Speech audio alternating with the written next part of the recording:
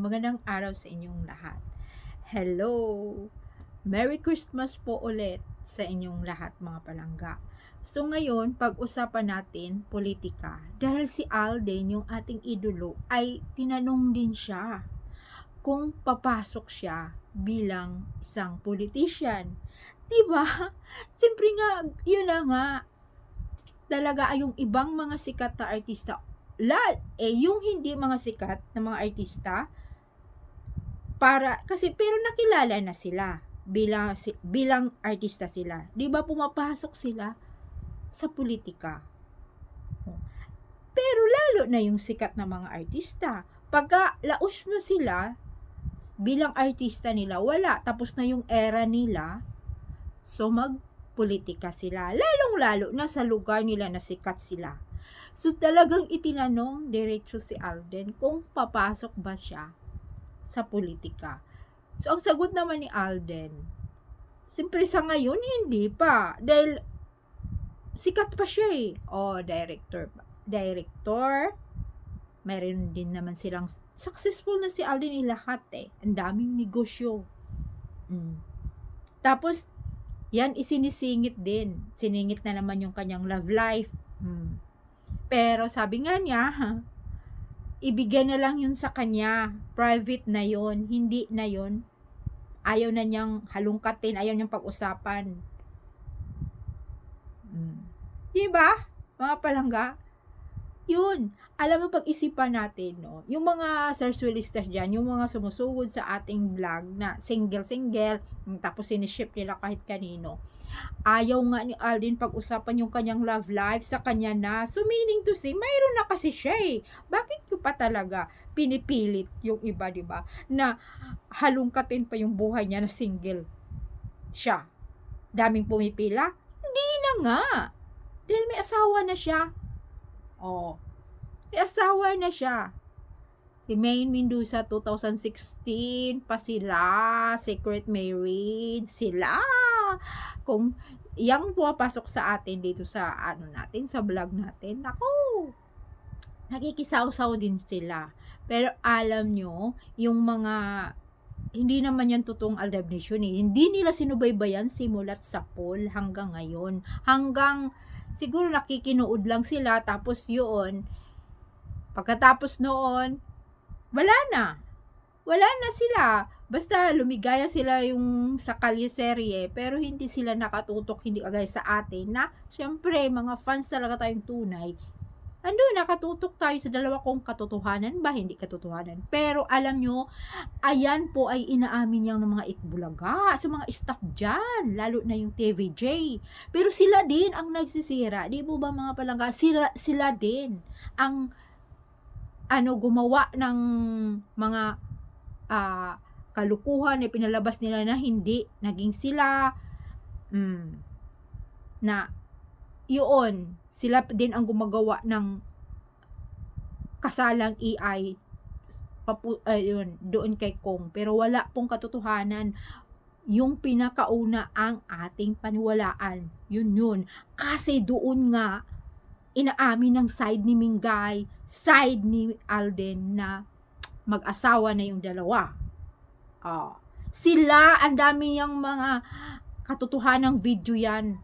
Nandito pa sa atin, lalong-lalo yung mga sa Aldab Nation, na nandyan sa X, sa Twitter. Ayun, ang dami mga resibo doon. Kaya yung iba talaga hindi bumitaw. So, ayun na nga, kung papasok ba si Alden sa politika, siguro, soon. Kasi malakas, diba? Malakas naman siya sa sa Laguna. Talagang kilalang kilala siya sa Laguna na mapagbigay, makatao kasi siya. Ay talaga, hindi natin alam papasukin niya yung politika.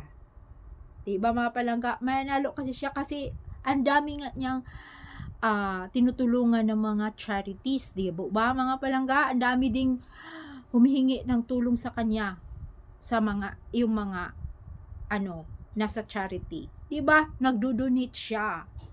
Kaso yung iba, hindi na niya pinapabless pa. Hindi na niya sinasabi sa tao o nagpapa-interview pa siya na, nagbibigay siya ng ganito, hindi na yung iba off-cam, hindi na niya.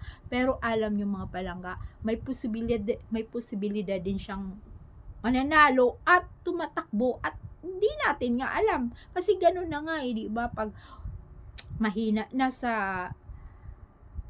ay pagka-artista niya, talagang papasok dyan doon sa politika. Di ba mga palangga, karamihan yan, lalong-lalo sobrang sikat niya. Pero yun na nga, siyempre, no, ilang taon na si Alden, 33, 34. Tapos sasabihin na, kailan ba talaga nila aaminin?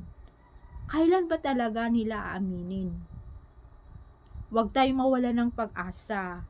Aaminin din yan. Aaminin din yan. Yan na nga, panghawakan natin yung mga sinasabi ng pamilya nila before. Kay side ni Alden, side ni Maine, mga palangga. So, basta tandaan natin yung baby na yon, yung sumasayaw na umiikot-ikot, yun, anak nila yun. Yung kinakarga-karga ni Maine doon sa McDonald's niya, yung pang ilang McDonald's, yung pangalawa, yung kinakarga-karga na ang dami noon, ang saya pa noon kasi nagkakaipon-ipon yung mga fans na totoong Aldab Nation. Wala pang away noon, yung mga fans na nagkakaisa pa, side ni Maine, side ni Alden. Tapos Aldab Nation, ayun, yung video na yon, nandyan yan. Kasi bakit ba naman si Tatay Dab na nga ang tinatanong ng mga Aldab Nation na nandoon na kaninong anak yon? Sa kanila, ay sino bang tinutukoy na kanila? Alden at Maine. Diba nakadilaw yun si Maine, nakadilaw din yung bata. Bakit naman niya pinagmamatch na silang dalawa? Diba isa yun, clue or talagang pinapahiwatig yun. Anak nila yun, sabi ni Tatay Dab. Tapos sinasabi sa employee nila, di ba? Palabas employee nila. Ganun ba ang pag-asikaso na lumapit yung mga kapatid tapos andun si Nanay Dab, masyado nilang pinuprotektahan yung bata, di ba? Ayaw pa nga mayroon nga, huy, wag niyong i-video, wag niyong anuhin, focus or kasi nagagalit si Nanay Dab. Bakit magagalit si Nanay Dab kung hindi naman yun anak nila o apo niya? Diba sa employee naman kaya yun? Asikaso sa baby na yun?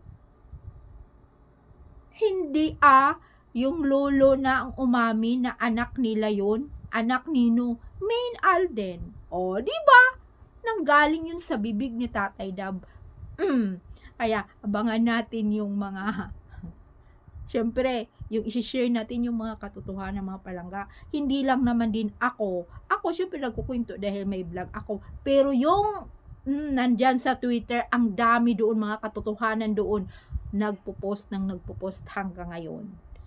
Na talagang real talaga ang Aldab sa totoong buhay, mag-asawa na.